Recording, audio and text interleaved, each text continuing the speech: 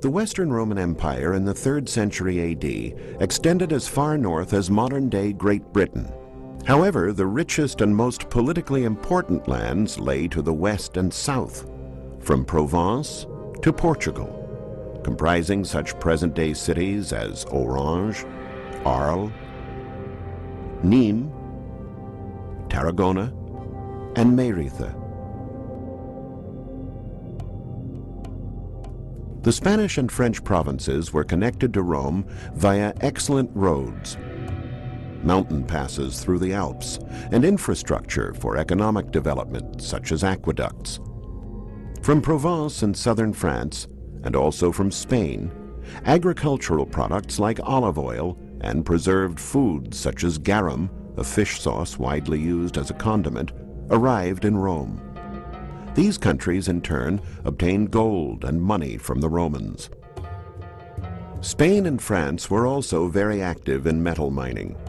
In the 1st century BC, the philosopher Posidonius Dapamea wrote, "When a forest burns in Spain, you see gold and silver bubbling from the ground." After using force to conquer territories, the Romans built cities modeled after Rome, and their allure was in large part due to impressive Roman feats of architecture and engineering. Peoples such as the Gauls and the Iberians, at first intimidated and in awe of the Romans' ingenious war machines, slowly became fascinated with what the Romans were capable of building. For decades, archaeologists studied Roman engineering to find out the secrets, unknown to most other nations at that time, by which the Romans were able to erect grandiose works with such stability, precision, practicality, and visual splendor, such as this incredible aqueduct. This is the Pont du Gard, one of the boldest structures of all Roman antiquity, built in the 1st century A.D. The span over the river Gard, near Nîmes in Provence, is a full 157 feet high, over 900 feet long, and no mortar binds its stone arches. But what is even more amazing is the mystery of how ancient engineers could build an aqueduct that brought water to Nîmes from over 30 miles away with a drop of only 56 feet from its source. The secret lies in this leveling instrument called corrobite. It is a bench 20 feet long with plumb lines hung from it. When the plumb line is aligned with the guide mark, the top of the bench, corresponding to the water channel, is perfectly level. This means that the work has not been performed correctly. Hence, water will not flow, and the slope has to be increased. Conversely, if the plumb line is too far off the guide mark, it means there is too much slope, and adjustments are again necessary. To ensure that the aqueduct maintained its downhill slope all the way to its destination, the corrobite was used to maintain the minimum slope as the work progressed. When the bench leans forward and the plumb line is just a few degrees off the guide mark, the surface has the right slope to allow the water to flow. More than 5 million gallons of water flowed over the Pont du Gard every day to fill a reservoir in Nîmes known as the Castellum Divisorium, supplying the needs of both the Gallic and the Roman inhabitants. But why did they need so much water? To find out, let's examine traces of the past still surviving in the modern city of Nîmes. Historical records and relics, such as this coin found in Nîmes, tell us that the city was given as a gift in 31 BC to the veterans of Augustus' army as a reward for their victorious participation in the Egyptian campaign. This ancient inscription reveals that the walls of Nîmes, known as Nemauses in Roman times, were erected in 15 BC and extended from the gate for 4 miles to encircle the city. With a thickness of over 7 feet, the city walls enclosed an area of 540 acres, setting the stage for the birth of one of the largest provincial capitals in all of Roman Gaul. Archaeologists believe that only after the walls were erected did the city decide it needed water in order to survive and grow, and hence, about 40 years later, they built the aqueduct. The walls were punctuated with towers.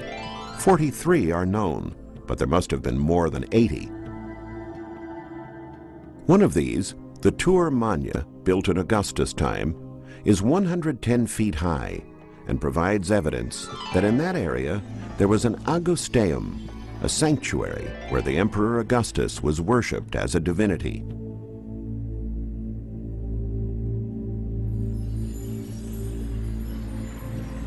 All around, then as well as now, there were gardens, parks, fountains, and waterworks.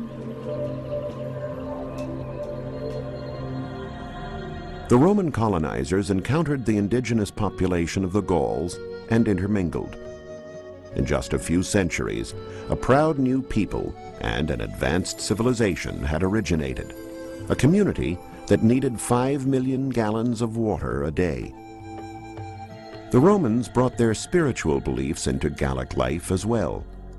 This temple was built in the year 4 AD and given the name Maison Carrée in a subsequent era. It is one of the most beautiful monuments in France. Colbert, one of Louis XIV's ministers, even wanted to have it transported to Versailles. But why does the building have the same capitals as the Temple of Mars Ultor in Augustus Forum in Rome? To achieve the maximum architectural splendor for their city, the Gaul Romans of Nîmes used a strategy which was not completely original, but certainly effective. Copy the best of what had already been built. This magnificent amphitheater, Les Arènes, now used for bullfights, is one of many examples. The structure comprises 2 orders of archways, punctuated by Doric capitals on both levels. Les Arènes seats 24,000 spectators in an oval 330 feet across and 430 feet long.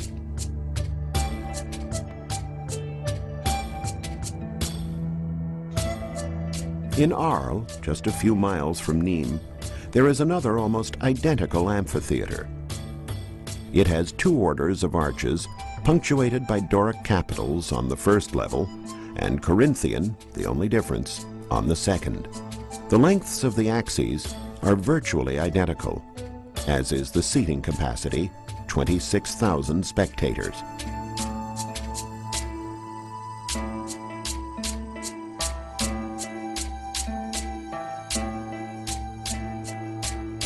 The towers, which today distinguish the Arles Arena from its cousin in Nîmes, are of a later period. They were added in the Middle Ages, when the amphitheater was used as a fort.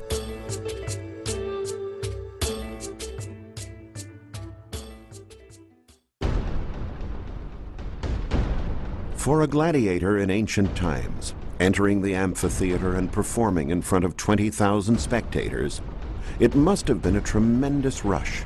A chance to become both hero and champion.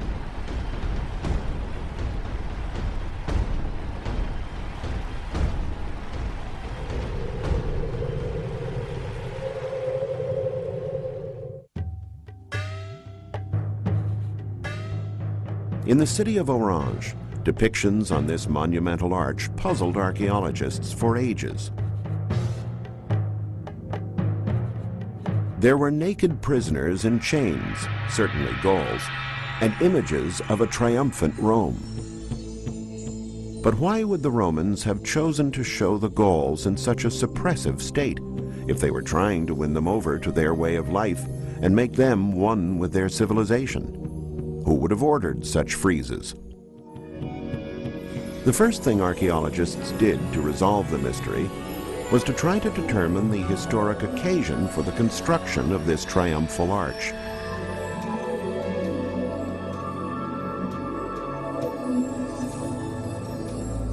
For a long time, scholars leaned towards Caesar and his victories reported in the De Bello Gallico.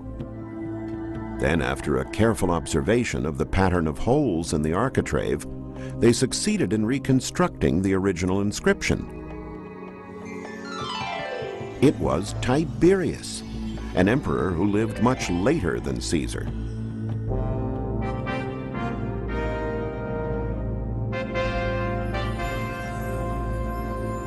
Tiberius, though knowing all too well that the Romans and the Gauls were becoming a single people, wanted to send a warning to the indigenous population, reminding them of Rome's power and greatness.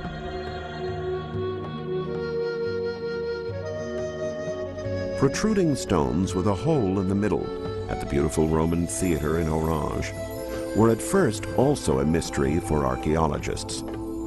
But it is from painstaking study on details like this that archaeologists discover the many secrets of antiquity.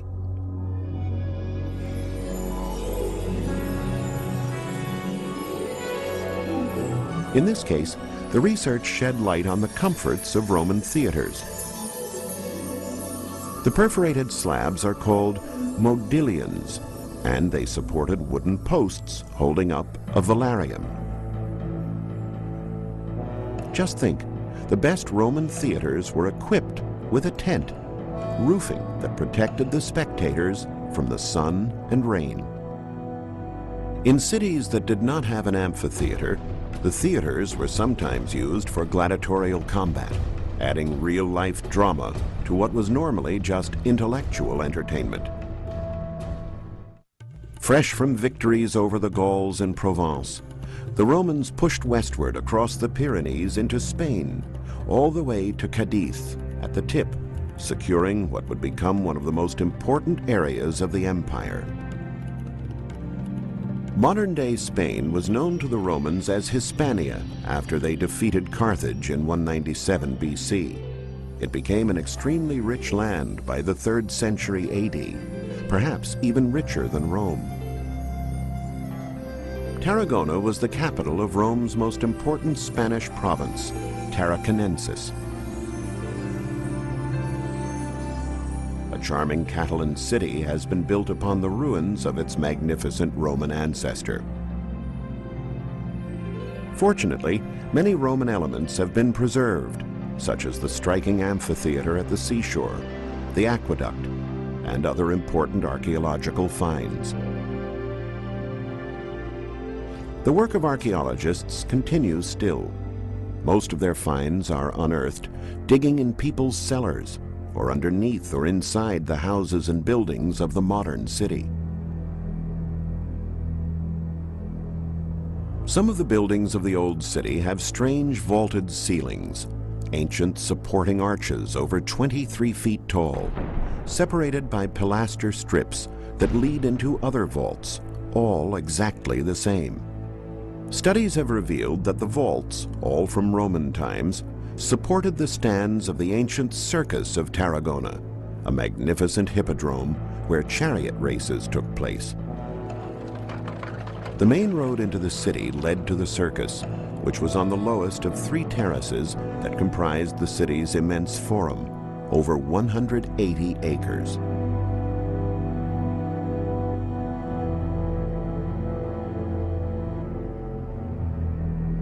After years of research, archaeologists were able to establish both the layout of the Forum of Tarragona along with the circus.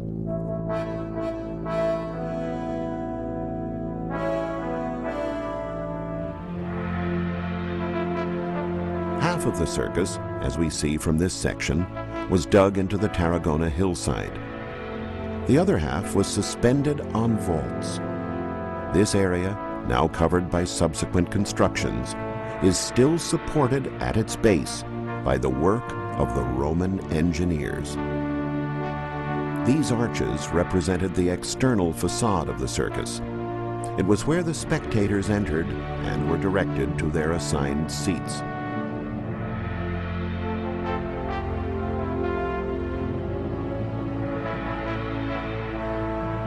You might hear the sounds of the races already in progress as you entered. Chariot races were exciting contests of strength and stamina, mentioned as far back as Homer's Iliad, almost 1,000 years before Christ.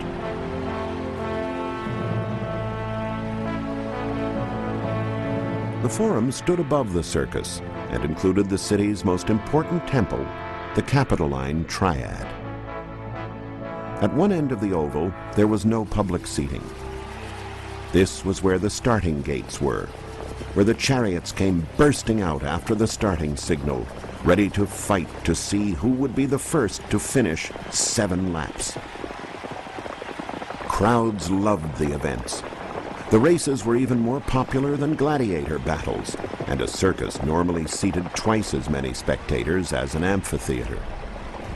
To properly set up the 2 U-turns, each circus had these 3 strange cones called metes placed near the curves. This was where the most spectacular accidents took place, which the Romans called shipwrecks. The chariot literally overturned, ejecting its driver, or auriga. The desire of spectators to see mishaps has not changed much in 2,000 years. For even bolder and bloodier action, audiences in Tarragona would have gone to the amphitheater to see the gladiators. Archaeologists discovered that there were walls in the amphitheater that did not belong to the original structure, but were built later. Historical records spoke of a martyrdom that occurred in the arena, where a bishop and 2 deacons were burned at the stake. Excavations revealed that a Christian basilica had been built on the site of the burnings in the 6th century AD. The Christians were persecuted because they refused to worship the emperors as gods.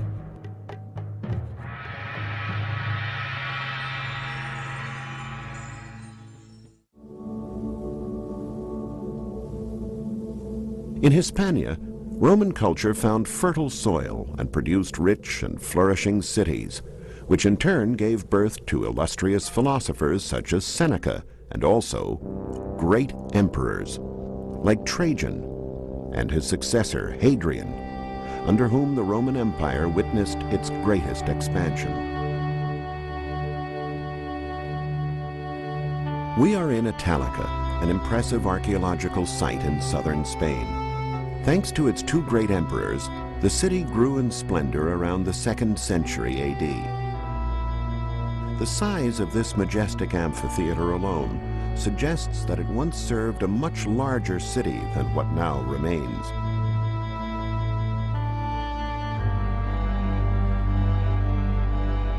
The subsequent Arab invasions and occupation, lasting more than 600 years, favored nearby Seville and left the beautiful Italica in abandonment. Gladiators, former slaves, criminals, prisoners of war, or even volunteer freedmen would travel hundreds, sometimes thousands of miles to fight in these big arenas, many times to the death. These grandiose events were offered as entertainment in exchange for political support from the audiences. In Meiritha, a signature inscribed on a statue tells us the name of its sculptor, Demetrius. Demetrius would have obviously been Greek and was probably a pilgrim or an itinerant worker without a fixed workshop. Works found here in excavations are kept in the Museum of Meiritha, the capital of the Lusitanian province, encompassing parts of Spain and today's Portugal. Studying these works, along with writings of poets and philosophers, reveals that Roman culture came from the older eastern provinces of the empire and spread westwards. From the Greeks, the Egyptians, the Etruscans, the Phoenicians, and the Persians, Rome absorbed the nectar of knowledge. As they conquered new lands, they enriched their culture, remodeling it, reinventing it, like the Republican statute or Roman law. To Spain, France, and Italy, the Romans brought a culture that was the sum of more ancient cultures, which over the centuries evolved into the Latin culture. The name of the city of Meiritha, for the Romans, Emerita Augusta, derives from the worthy Roman soldiers who defeated the proud local populations. The city's symbol, a 105-foot-high aqueduct with 3 arches called Los Milagros, is a wonderful example of the Romanization of the area.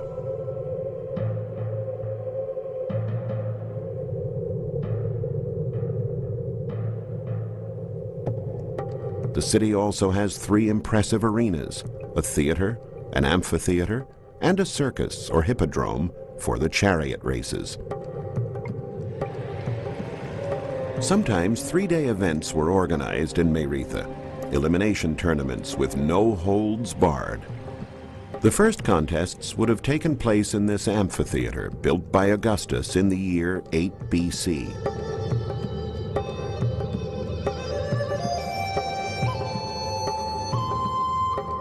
The second round would have occurred in this circus, while the final encounter of the last 2 surviving gladiators would be held in this monumental, well-preserved 1st century BC theater, decorated by 2 orders of Corinthian columns. If a gladiator was victorious in all 3 arenas, he would have been cheered and hailed by the crowds and the royalty as a conquering hero and given the most important and sought-after award, a wooden sword, the symbol of freedom. Having won his freedom, a gladiator would not have to return to perhaps his cold and barbarian homeland, but could spend his life in this inviting, warm city, at the western edge of the world as it was then known. A gladiator could live free in the great Roman Empire, an empire that had made him a slave, but allowed him to become a hero and a free man.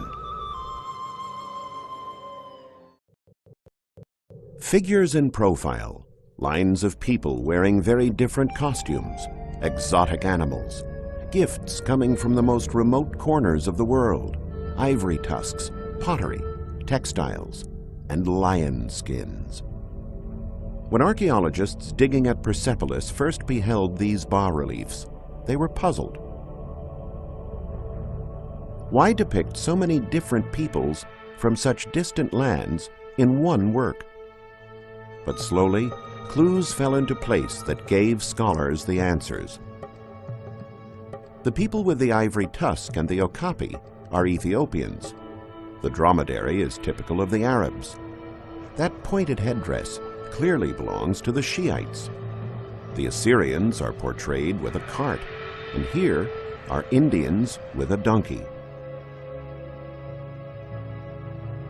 23 nations in all carved into this stairway, representing the first great empire in history, the Persian Empire, and the many peoples who converged on its capital.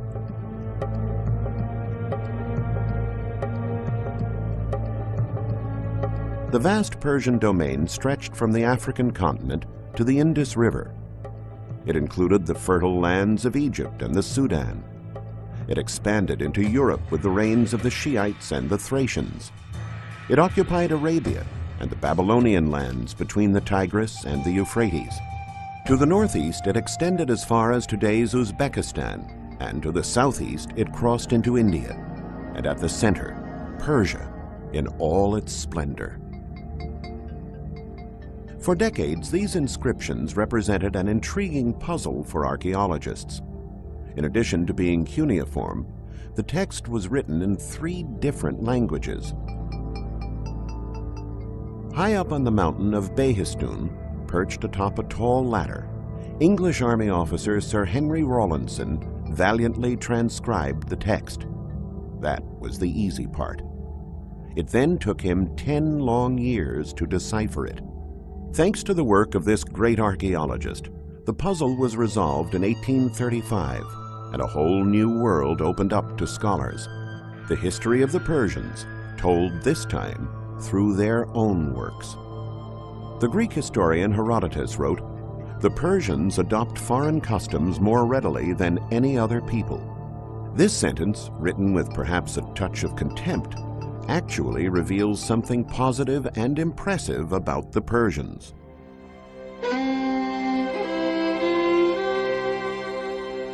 We are in Pasargadae. The winged genie we see here appears to be a typical Assyrian figure. He is dressed as an Elamite and wears a showy Egyptian headdress. But the genie was not found in either of these lands, but here in Persia. Along with other clues, This suggests that the concept of a unified world, and perhaps the desire to belong to one, originated in Persia, and that the Persians found pleasure in trying out the different lifestyles of the empire's many peoples.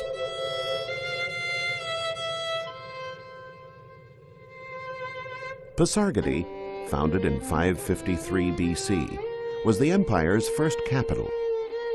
Though later abandoned by the kings in favor of Susa and Persepolis, it was never left to decline.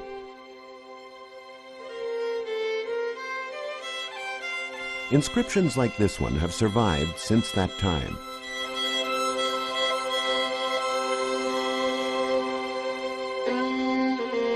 I am Cyrus, an Achaemenid. Though it is also trilingual, written in Babylonian, Elamite, and Persian, the words call to light one of the greatest world leaders of all time. This is the tomb of Cyrus the Great, the man who built a boundless empire from nothing in just a few years.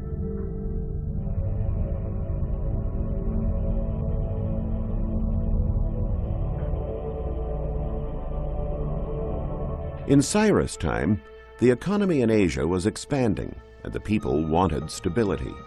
They wanted an end to the discord among the different tribes and peoples.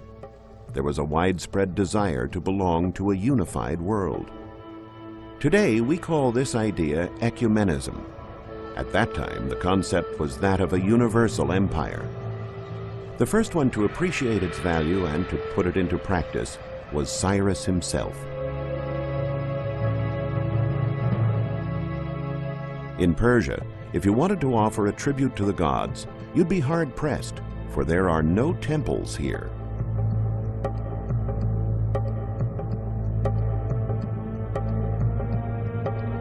All over Persia, just as here around Pasargadae, altars have been found standing alone on open hilltops. The traces left by fire during sacrifices can still be distinguished. Along with other evidence, these discoveries helped archaeologists understand the nature of the Persian religion. For the Persians, all of creation was divine, the sky and the earth and all its elements. Hence, sacrifices were not held in an enclosed temple, but out under the open sky. They offered their sacrifices to the sun, to the moon, to the earth, to fire, all as elements of a single deity, Ahura Mazda, who incarnated the supreme good, an early form of monotheism. The Persians, however, did not force the peoples of their empire to believe in Ahura Mazda. They allowed freedom of worship. You could dedicate your sacrifice on the altars to any god you wished.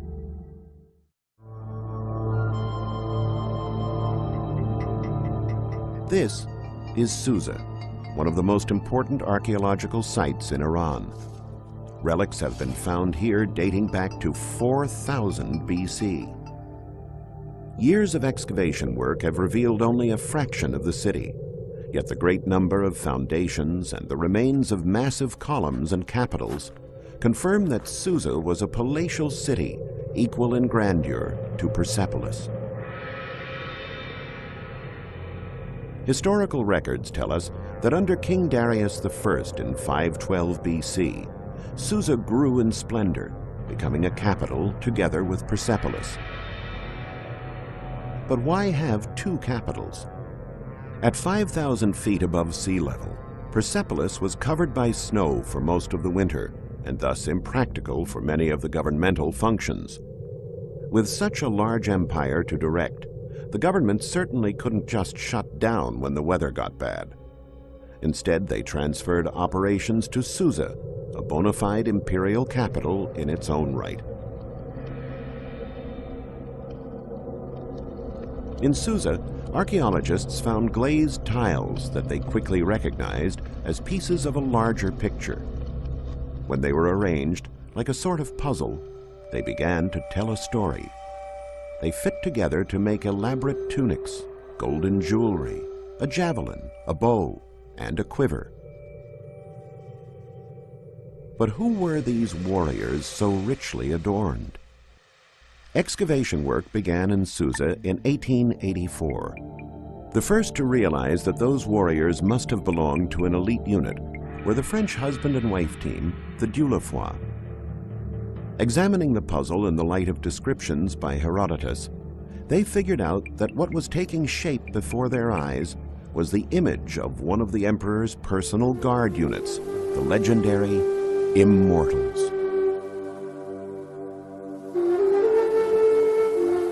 There were 10,000 guards to protect the emperor. When one of them was struck down in battle, another immediately took his place, giving the impression that their ranks were immutable. Hence the name, the Immortals. The king they defended represented the unified state, the power capable of imposing order. And in some parts of the empire, he was seen as a divinity.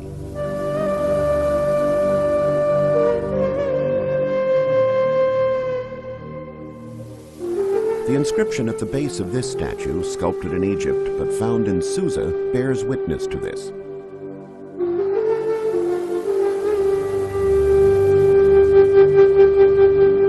To you, Darius, are given power and stability. All the plains and mountains are collected under your sandals. To you are given Upper and Lower Egypt, who worship your wondrous visage, like that of Ra, for all time. The magnificent archaeological site of Persepolis, one of the most important in the world, lay hidden for 2,000 years. Alexander the Great's troops, in a drunken orgy to celebrate the conquest of the Persian capital, razed it to the ground. Then time and sand buried it for centuries.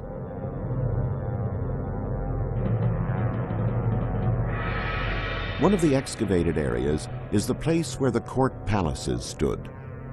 But around them is an entire city of servants' houses, artisans' workshops, and everything else that served life in the king's court, still waiting to be discovered and to reveal more secrets. This 9-pound golden tablet, a treasure in its own right, is a charter, and gave scholars insight into the various construction phases of the palace city of Persepolis. By examining the remains of the buildings in the light of the translation of this and other inscriptions, archaeologists were able to attribute each newly excavated area to a particular emperor.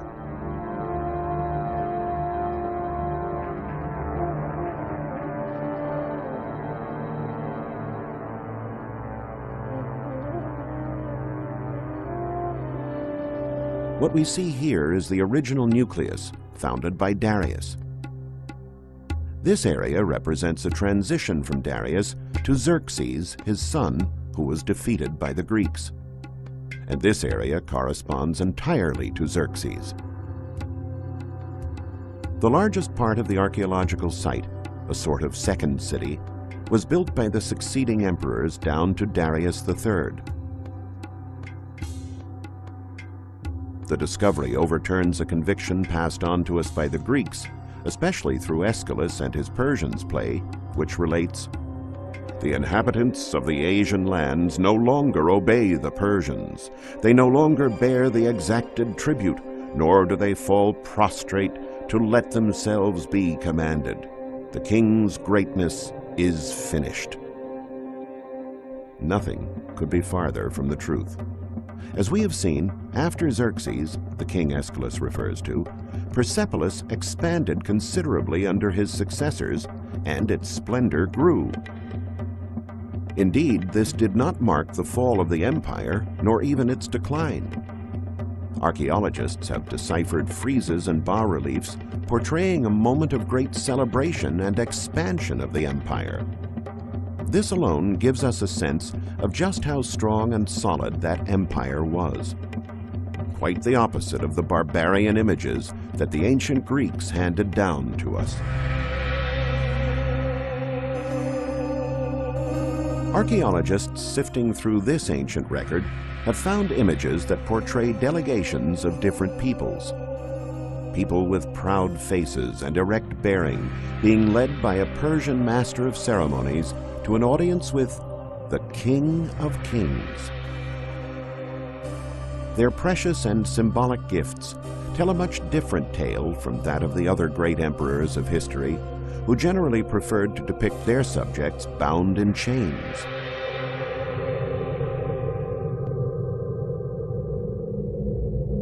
But the biggest revelation of all came from this bas-relief, found next to the processions of the peoples. The image is clearly symbolic, but what could it mean? Comparing the astral symbols with the Persian calendar, scholars have ascertained that what we see here is the constellation Leo displacing Taurus.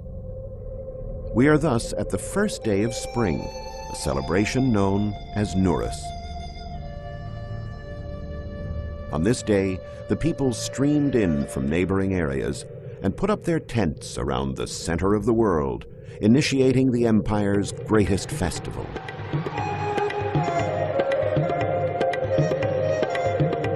Activities would take place both outside and inside the palace grounds.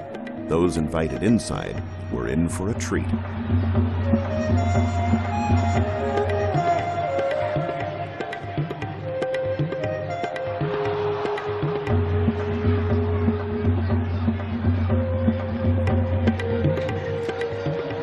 The royal palace of Persepolis had two grand public halls for receptions. The first one is the Apodana. The second is the Hall of the 100 Columns. Between them is the Tripylon, a private room for the king and his counselors, and behind it lie the royal apartments. Only the delegations representing the imperial domains and the components of the imperial court were allowed to enter the rooms of the court.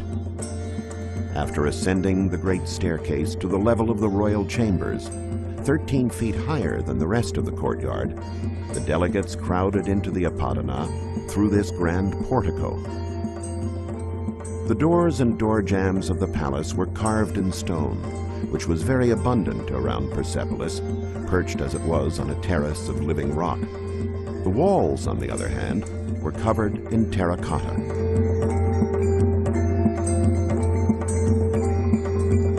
The Apodana, also known as the audience chamber, held as many as 10,000 people. To avoid confusing babble, a common language was adopted during ceremonies and official acts, Aramaic, an easy idiom of Semitic origin that used the Phoenician alphabet. By using a language that they themselves had to study and learn, the Persians once again proved to be in the vanguard in desiring a common world that all would want to belong to.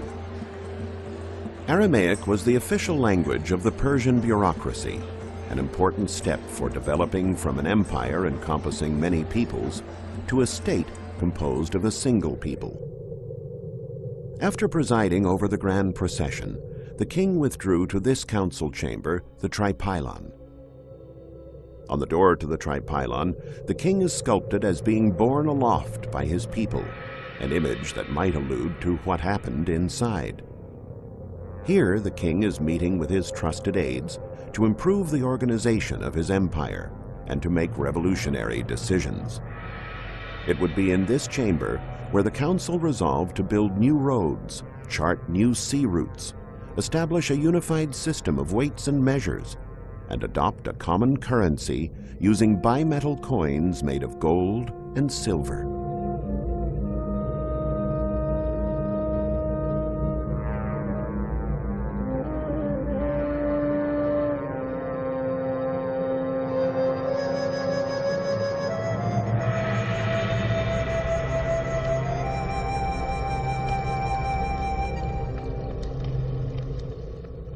The north and south doors to the Tripylon, leading to the king's private apartments, are decorated with bas-reliefs showing the king entering and leaving, followed by his servants.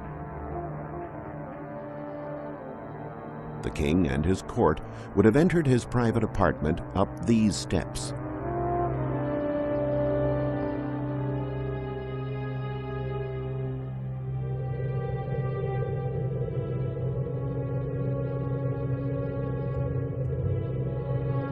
Inside the palace of Darius, you'd better be on your best behavior, or you might have to answer to the king's watchdog.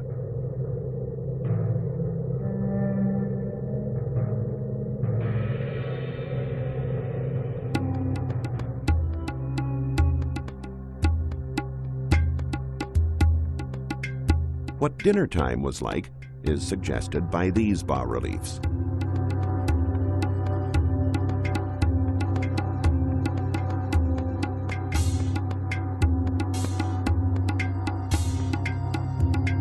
The dishes found here are made of precious metals, offering further testimony to the luxury that distinguished life in the king's court.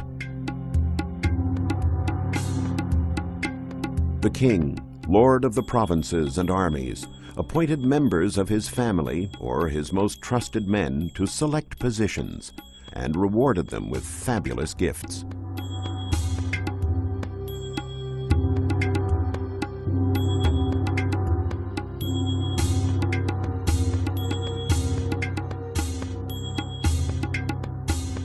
An example is this superb golden sword kept in the Tehran Museum.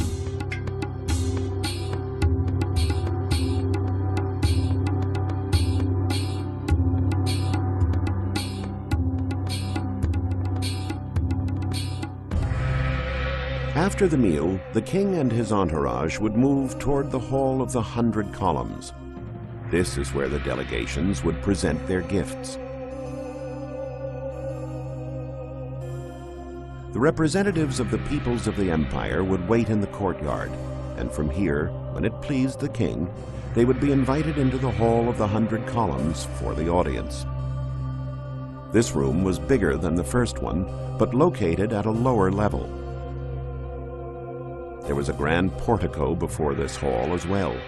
It was richly decorated, hinting at the sumptuousness and sacredness of the chamber within. Not everyone was allowed to approach the king.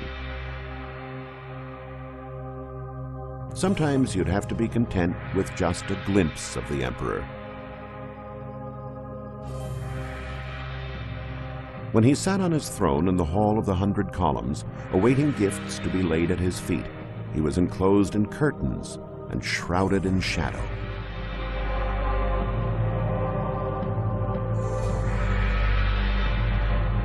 The sparkling of his scepter was the signal that granted the right to speak. Only a very few, as we see in this bas-relief, were allowed to approach him and pay homage with a deferential kiss. The hall is so named because it really contained 100 columns in rows of 10, a forest of stone trunks towering almost 65 feet. So those who were not lucky enough to catch sight of the king could at least enjoy the magic of this enormous hall, which evoked the vastness of the Persian Empire. Mythological animals on the tops of the columns watched over the king, protecting his city and his people. A few miles from Persepolis, archaeologists discovered this building with a square foundation almost 40 feet high. What it was is still a mystery, sparking vigorous debate among scholars, not just because of its unknown origin, but also for its location close to the walls of Mount Naqsh-i-Rustam.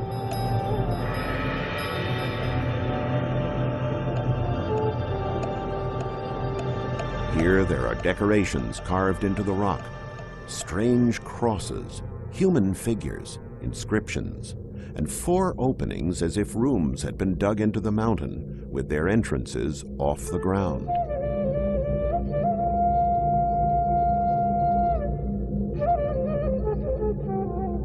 There are several hypotheses regarding this work.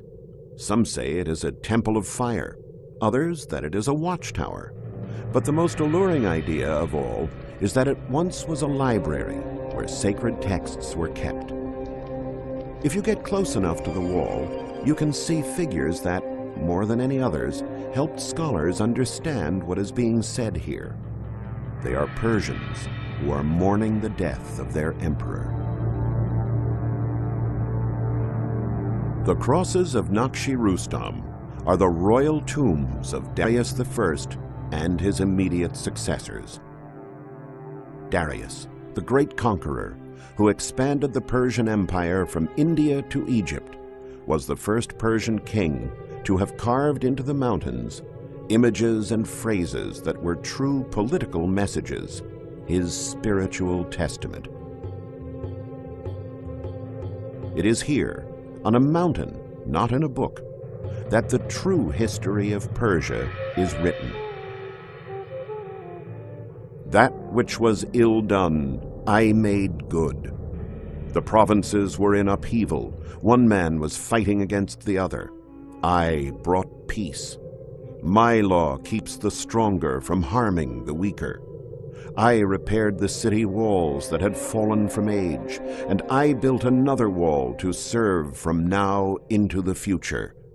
May Ahura Mazda protect me and my royal house, and what has been inscribed by me.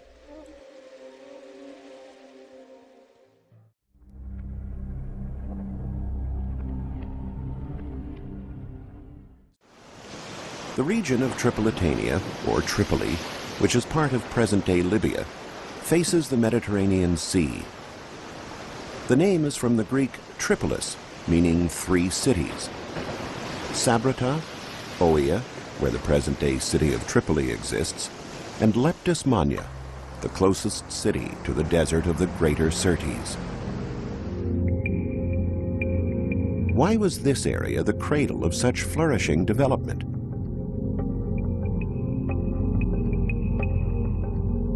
In ancient times, sailors did not brave the open sea.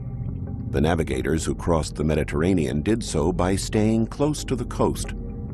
This provided more security and shelter in case of a storm or shipwreck. But when they sailed alongside a desert, like the desert of the Greater Syrtis, having a shipwreck would have meant certain death. If survivors had reached land, they would find nothing but sand and salt water for hundreds of miles. So 3 cities were built next to the desert in the vicinity of rivers and safe landing places.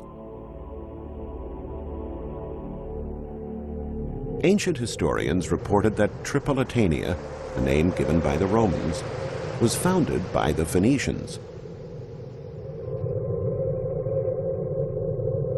Following this and other clues, archaeologists excavated in search of those origins.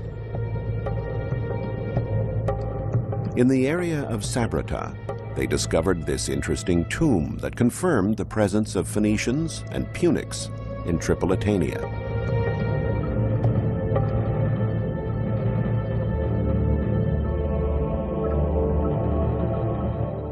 The Punics were Western Phoenicians who founded cities such as Carthage almost 3,000 years ago.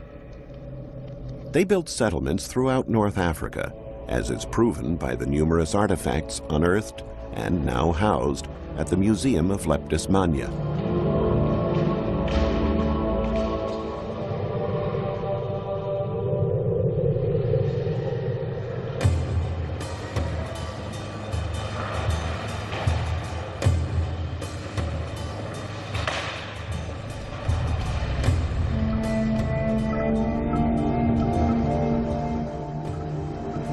The first settlement of Leptis Magna was founded on a natural, inviting cove.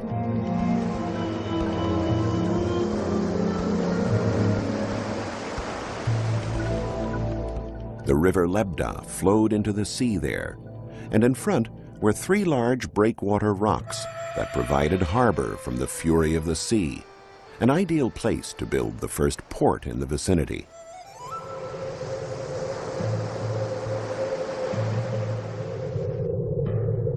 The busy port allowed the Punic settlement to prosper, and over the years, a beautiful and thriving Carthaginian city called Leptis was built here.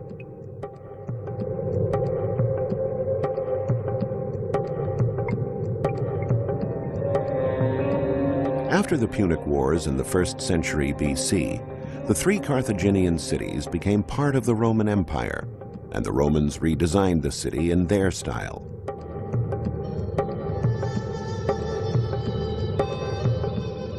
The new government brought in engineers to transform and expand the port to suit greater economic needs. They capitalized on the excellent location, realizing that the small primitive wharf could be expanded so that boats could be hauled ashore during winter when needed.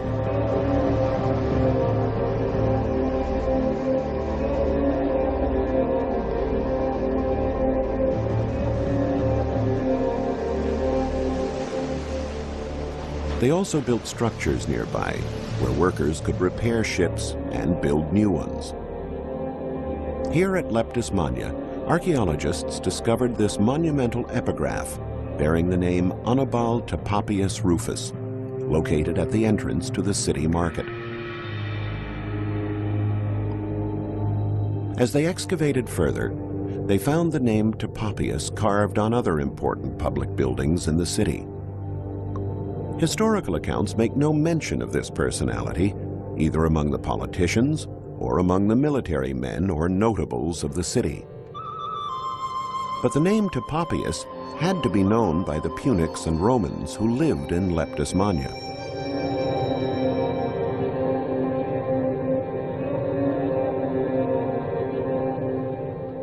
The practical Phoenicians and Romans would not have produced these inscriptions for no particular reason. Comparing these inscriptions with similar ones found at other sites, archaeologists realized that Papias was an important wealthy family that patronized the arts.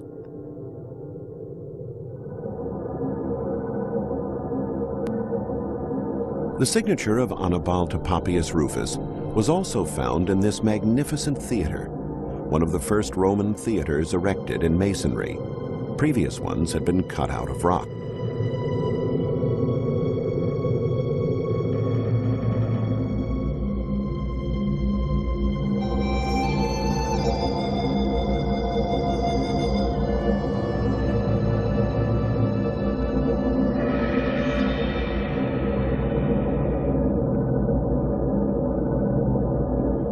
Excavations brought to light other extraordinary buildings next to the theater.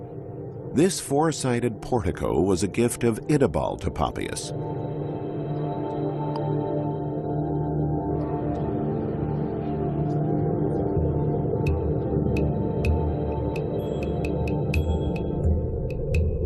Atop the theater, which dominated the city, there was the temple of Ceres Augusta, adorned with Cipollino marble columns.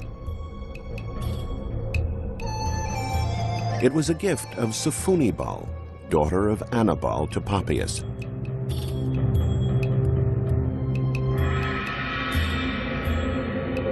It appears that during the 1st century AD, the Papias and other families had a large income and contributed to make Leptis Magna a scintillating and impressive city.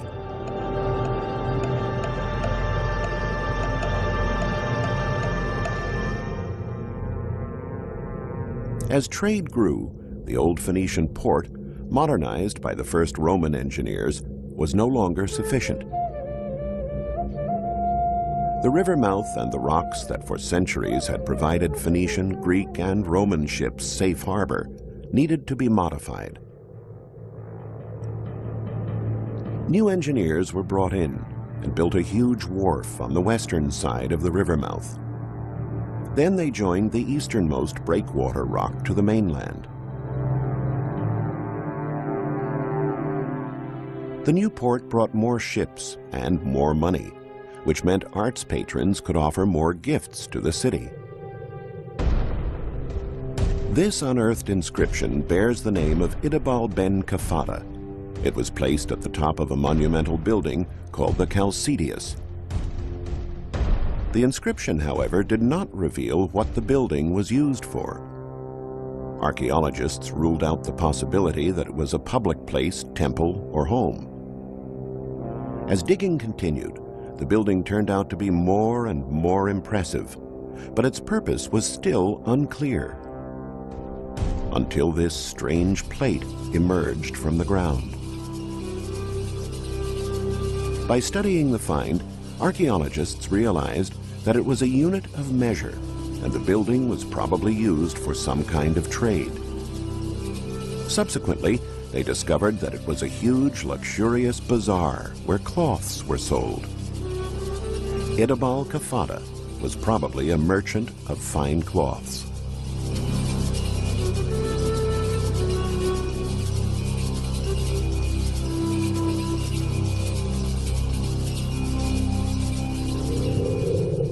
Another fascinating discovery at Leptis Magna concerns this amphitheater, which seems to be sinking into the earth like a gaping chasm.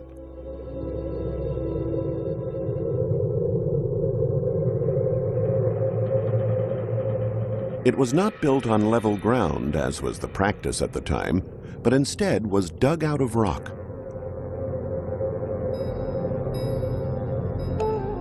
By translating the many inscriptions and comparing them with historical accounts, scholars realized that very few buildings erected at Leptis Magna in the 1st century AD, like the amphitheater, were constructed with public money from Rome, which was few and far between. So to make it easier and more cost-efficient, the amphitheater was built inside an existing quarry, from which stones were used to build the city. It was a practical solution to make a monumental structure with limited public funding. By and large, it was the generosity of wealthy private individuals who prospered with the trade of the region that gave Leptis Magna the magnificence it enjoyed at the time.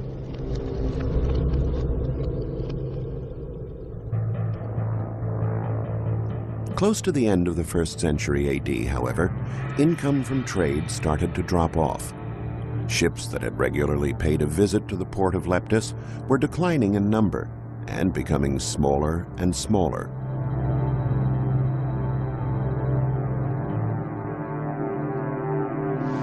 This was common at wartime or on coasts where pirates roamed.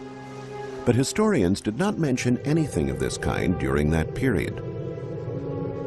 To solve this mystery, archaeologists focused their attention on the port again, and that's where they found the answer. Apparently, the decision by engineers to join the easternmost breakwater rock to the mainland was a bad one. Before the construction, tidal currents used to hammer the shore and carry away sand brought downstream by the river. After the construction, the currents were obstructed by the masonry work. Slowly but surely, sand built up so high in the port that it caused bigger ships to run aground, so trade dropped off.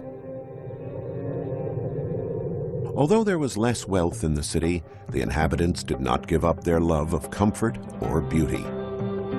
When archaeologists found this dazzling statue, a copy of a famous Greek sculpture of Antinous, Emperor Hadrian's famous lover, they realized that something equally precious was probably hidden in the area. Excavations unearthed detailed floor mosaics and luxurious marble. The discovery made archaeologists think that it was the magnificent mansion of a wealthy merchant. However, when they compared the building technique with the architectural standards of the period, it led them to believe it was a more complex building. These small pillars, called suspensorae, raised the floor off the ground, supporting it. This technique revealed that the building was a bathhouse and that hot air used to circulate in the cavity created by the small pillars. By the time they had finished excavation, archaeologists realized they had found one of the largest and better equipped baths of the Roman period. The baths of Hadrian of Leptis Magna, in a class of its own. No other excavations of buildings in Leptis from the 2nd century AD revealed such marvelous statuary or rich mosaics.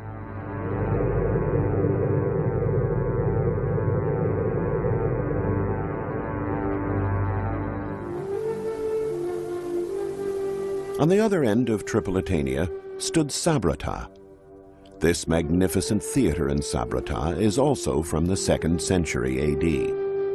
The sculptures and bas-reliefs found even on the stage floor made archaeologists realize that it took a great deal of money to build it. This, along with other monuments and artifacts found here, suggests that Sabrata must have benefited from the recession at nearby Leptis Magna.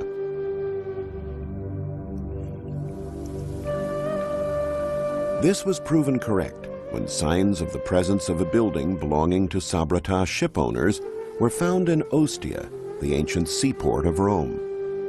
Most likely, city merchants here picked up much of the trade from nearby Leptis, and the resultant wealth led to the creation of these marvelous structures. But it is Leptis that seizes the archaeological day. For a long time, this triumphal arch at Leptis was the object of an unsolved mystery. In excavations over a long period, archaeologists unearthed, one by one, more than 2,000 fragments of statuary and bas-reliefs that adorned the arch. When the pieces were put together, they revealed figures that did not seem to have any meaning.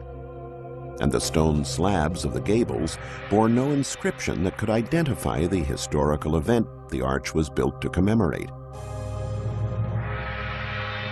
Alessandro Ciuffi, an Italian sculptor, was asked to unravel this great mystery.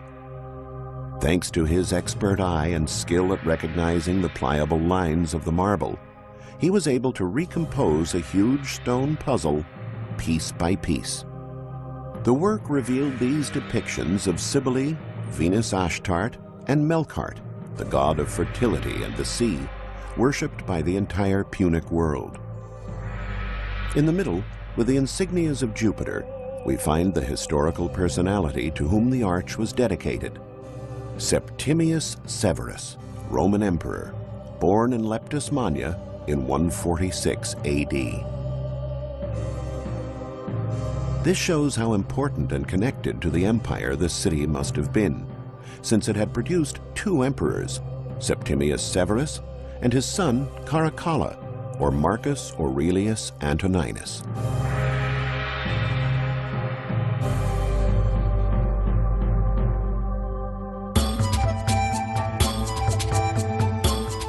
In the 3rd century, with Severus' descendants as emperors, the city experienced another period of splendor. Now Rome was sending public money that allowed residents to erect important new monuments. Perhaps the most majestic of the Leptis constructions is this colossal forum. As was the practice in those days, the basilica was constructed adjacent to the forum. However, the buildings were not symmetric to each other. They were joined in the middle by a triangular construction. This lack of symmetry is hard to find in the Roman world. Archaeologists have explained this peculiar technique by the fact that the streets of the city of Leptis Magna had been designed by the Phoenicians, who didn't have the same orthogonal notion as the Romans. Aesthetically, however, it still worked. Inside the forum and the basilica, the eye perceived perfect symmetry according to the strictest principles of classical architecture. The temple that divided the colonnade was the place for worshiping a deified emperor. Historians searched to find out who it was dedicated to. Archaeologists reconstructed the city's history, establishing the different periods that buildings belonged to. What they found was that in the 2nd century AD, under Emperor Septimius Severus and his son Caracalla, a whole new city was built and laid out on top of the old one, dazzling with marble and embellished with expensive sculptures and decorations. In short, it was mostly thanks to the Severus family that Leptis Magna recovered from the recession. So the temple was dedicated to the glory of Septimius Severus and his family. On the opposite side of the temple was the basilica. The basilica was also constructed by the Severus family. Having an emperor who was born in your city meant that Leptis Magna received priority attention. Septimius Severus was proud of his African origin. He managed to climb to the highest position of Roman power, although he spoke very little Latin. He stayed devoted to his Punic language and culture, and thereby maintained a certain independence from Rome. The splendor that the Severus family bequeathed to Leptis has turned the city into one of the most beautiful archaeological sites of the Roman world.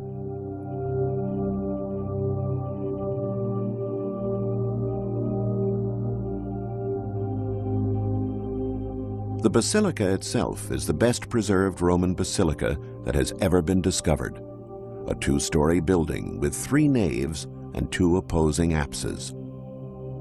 The upper galleries were reserved for women, who were prohibited from the ground floor, and to commoners who watched trials and other public activities. It was over 90 feet high. As the armies of Septimius Severus continued to wage brutal battles throughout the far reaches of the empire, it was here, in his hometown, where the emperor could find a semblance of peace and celebrate the perks of his position.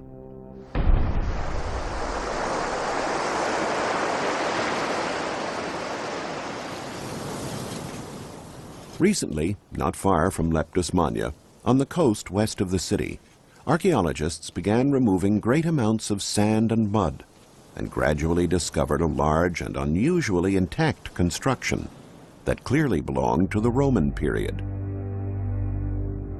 The location is called Selene, and what they uncovered was an ancient Roman villa. Inside, they found some of the most beautiful paintings and mosaics of North Africa.